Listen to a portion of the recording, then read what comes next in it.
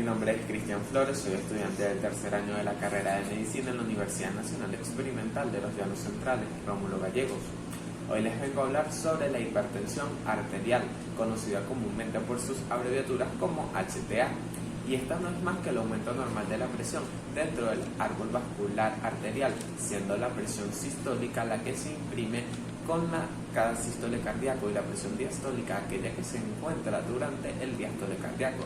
Esta se clasifica de la siguiente manera: la presión normal, presión elevada, presión en estadio hipertensivo 1 y estadio hipertensivo 2. La presión normal se considera que es menor 120 sistólica, menor 80 diastólica. La presión elevada se considera 120, 129 sistólica, menor 80 diastólica. El estadio 1 se considera de 130, 139 sistólica con 80, 89 diastólica. El estadio 2 se considera que es igual o mayor 140 sistólica con igual o mayor 90 diastólica. Todas estas medidas en milímetros de mercurio. La etiología la podemos dividir de la siguiente manera: la primaria y secundaria. La hipertensión primaria, también conocida como hipertensión esencial, es aquella donde encontramos aproximadamente el 90% de los pacientes hipertensos, los cuales no tienen una etiología clara o desconocida y por eso se asume como multifactorial. En esta el médico actúa mediante la exclusión o el descarte de las posibles causas de la hipertensión secundaria. Esta se debe a múltiples factores de estrés ambientales. Dichos factores reguladores de estrés pueden ser adquiridos o determinados genéticamente y pueden ser independientes entre sí. De esta forma, los pacientes con hipertensión esencial muestran combinaciones de alteraciones y por ello su presión arterial elevada se debe a diversas bases fisiológicas. Hipertensión secundaria. Aunque la hipertensión esencial domina el panorama clínico, es posible identificar una causa estructural u hormonal. La identificación de estos casos de hipertensión secundaria es importante, ya que las condiciones subyacentes pueden requerir un tratamiento distinto al que se administra para la hipertensión esencial y con frecuencia pueden resolverse. Si bien las variedades secundarias deben considerarse en la valoración clínica, existen indicios de que un paciente específico puede padecer alguna de las afecciones corregibles, es decir, pertenecientes a la hipertensión secundaria. Estos factores se conocen como edad, puesto que se demostró que si el paciente desarrolla hipertensión antes de los 20 años de edad y después de los 50 años de edad, es más probable que sea una hipertensión secundaria. Gravedad. La hipertensión secundaria provoca un aumento drástico en la presión arterial, mientras que la hipertensión esencial suele cursar con hipertensión leve o moderada. El inicio. La forma de la hipertensión secundaria se presenta de modo abrupto en pacientes antes normotensos, en vez de progresión gradual como la hipertensión esencial. Los signos y síntomas. El proceso que induce a la hipertensión secundaria puede originar otras alteraciones características que se identifican a partir de la anamnesis y la exploración física. Los antecedentes familiares. Aquí vemos cómo entra en juego la anamnesis, puesto que los pacientes con hipertensión esencial por lo regular cuentan con parientes sufrientes de lo mismo, mientras que la hipertensión secundaria es más esporádica y clínica. Anteriormente se consideraba que los síntomas de la hipertensión incluían cefalea, distaxis y mareo. Sin embargo, estudios indican que no se observa con más frecuencia en pacientes hipertensos que en la población general. Otros síntomas como la vasodilatación facial, sudoración y visión borrosa parecen ser más frecuentes en la población hipertensa. Sin embargo, en general, casi todos los pacientes hipertensos se manifiestan asintomáticos y se les diagnostica tan solo por la cuantificación de la presión arterial durante la exploración física de rutina. Los criterios de evaluación para la hipertensión. En primer lugar, se considera hipertenso a un sujeto que presenta en la primera visita las siguientes características, como puede ser la sístole 180 mayor o igual con una diástole mayor o igual 110 milímetros de mercurio con evidencia de daño en órgano blanco. En segundo lugar estaría que en la primera visita la presión arterial sea de 140-90 milímetros de mercurio, es decir, estaría en estadio 2 hipertenso. En este caso se recomendaría el MAPA, lo que significa aplica el monitoreo ambulatorio de la presión arterial, estableciendo así una nueva visita en un periodo considerado de un mes. El diagnóstico. Se confirma la evaluación crónica de la presión arterial y su nivel, así como se excluyen causas secundarias y potencialmente curables de la hipertensión. Se determina la presencia de daño en órgano blanco y se cuantifica su magnitud, así como se buscan otros factores de riesgo cardiovascular y condiciones clínicas asociadas. Tratamiento.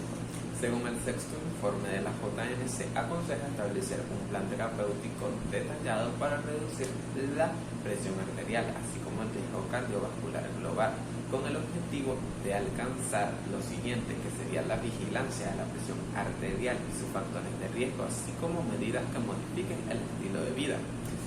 El tratamiento generalmente se divide de la siguiente manera: tratamiento no farmacológico y tratamiento farmacológico. El no farmacológico, aquel encaminado a cambiar el estilo de vida. En esta hallamos la reducción de peso, puesto que el sobrepeso se considera como el factor desencadenante ambiental más importante de los que contribuyen a la aparición de la hipertensión, puesto que el exceso de grasa corporal contribuye a elevar la presión arterial, y esto sucede desde la primera infancia. La reducción de alcohol o reducción del consumo propio de alcohol. Esto aplica a los individuos cuyo consumo de alcohol es de 5 o más bebidas estándares por día. Esto puede presentar una elevación de la presión arterial tras la supresión aguda del mismo. La reducción del consumo de sal. Los primeros estudios demostraron que una reducción más pronunciada de la ingestión de sal disminuía la presión arterial de los pacientes hipertensos, pero a pesar de esto, los datos que implican la sal en la etiopatogenia de la hipertensión son algo contradictorios, y aunque es muy posible que exista una relación entre el sodio y la presión arterial, es muy difícil ponerla de manifiesto.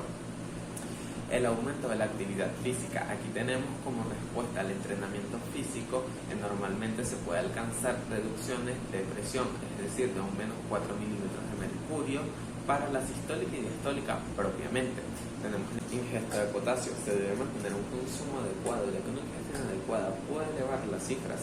Tenemos otros factores relacionados con la dieta, como lo puede ser el aumento en el consumo de frutas y verduras, causando una reducción de la presión arterial, obteniendo un efecto adicional si se disminuye el contenido de grasa. Tenemos la relajación y el biofeedback. Recordemos que el estrés emocional puede aumentar la tensión arterial de forma aguda. Vamos con el tratamiento farmacológico. Este depende de los niveles de presión arterial y del riesgo cardiovascular global del paciente. Este a nivel mundial se divide en 6. Unos diuréticos. Dentro de esta familia de terapéuticos se incluyen una serie de sustancias que tienen en común actuar sobre el transporte iónico de la neurona y favorecer la diuresis y la natriuresis. Los bloqueantes beta-adrenérgicos producen un bloqueo competitivo irreversible de las catecolaminas, reducen las sustancias vasculares periféricas por un mecanismo mixto en el que están involucrados el bloqueo de los dedos presinápticos, una acción central, la inhibición de la secreción de la renina y un aumento de la síntesis vascular de prostaglandina 2 y óxido nítrico, es decir, una disminución del gasto cardíaco y la inhibición de la actividad de la renina plasmática. Calcioantagonistas. Estos ocasionan un importante descenso de la presión arterial, de la resistencia periférica, con un aumento de la frecuencia del gasto cardíaco por actividad simpática refleja. Tenemos los inhibidores de la enzima de conversión, también conocidos como IECA. Estos actúan inhibiendo la enzima de conversión de la angiotensina, que convierte angiotensina 1 en angiotensina 2, que es la sustancia vasoconstrictora más potente del organismo, aumentando así el tono simpático y libera vasopresina y aldosterona, con la consiguiente retención hidrosalina. También tenemos los antagonistas de los receptores de la angiotensina 2, es decir, los ARA2. Su acción antihipertensiva es mayor cuanto mayor es el nivel de la presión arterial previa. Es gradual e independiente de raza, sexo y edad del paciente y se acompaña de la regresión de la hipertrofia cardíaca. Tenemos por último los inhibidores alfa-beta bloqueantes combinados. Estos alfa-beta bloqueantes son capaces de reducir resistencia periférica, presión arterial sin apenas modificar la frecuencia del gasto cardíaco. Ahora vamos a entrar un poco en lo que sería anatomía renal, o precisamente la anatomía del riñón, el cual es importante en el sistema renina-angiotensina-aldosterona. Verán, el riñón usualmente es un órgano par. Estos tienen usualmente forma de judías, tienen un tamaño de 10 a 12 centímetros, un riñón sano. Estos están situados en la parte posterior del abdomen, uno a cada lado de la columna vertebral. El riñón derecho descansa detrás del hígado y el izquierdo debajo del diafragma y adyacente al vaso. Estos están separados de dichos órganos por el peritoneo parietal posterior. El riñón tiene diversas funciones, entre las que destacan la de excretar sustancias de desecho a través de la orina. Tenemos regular el volumen plasmático, regular la composición iónica de la sangre, mantener la osmolaridad de la sangre. Tenemos que regula la presión arterial mediante la secreción de la hormona renina, que eleva la presión arterial cuando es necesario. Este también secreta hormonas como eritropoyetina, renina, tenemos vitamina D, tenemos colicrina, entre otros. Tenemos una función metabólica muy importante, la cual es la gluconeogénesis. Sistema renina-angiotensina-aldosterona, conocido como ESRA, es el sistema hormonal más relacionado con la presión arterial, también vinculado al riñón. Y es que a partir del angiotensinógeno hepático, la acción de la renina producida por el riñón produce angiotensina 1, la cual a su vez es catalizada por la enzima de conversión de la angiotensina, conocida como ECA, en angiotensina 2. La angiotensina 2, junto con la endotelina, a su vez son las moléculas con mayor actividad vasoconstrictora. La angiotensina 2 estimula las glándulas suprarrenales para la producción y liberación de aldosterona, la cual favorece la reabsorción de sodio en el túbulo renal, incrementando el intercambio sodio-potasio. El ESRA se relaciona con el sistema bradiquinina a través de la enzima de conversión denominada quinasa 2. Esta enzima cataliza la bradiquinina convirtiéndola en péptidos inactivos, y la bradiquinina es un péptido vasodilatador que además favorece la producción de óxido nítrico, la sustancia vasodilatadora más potente, principalmente ubicada en el endotelio.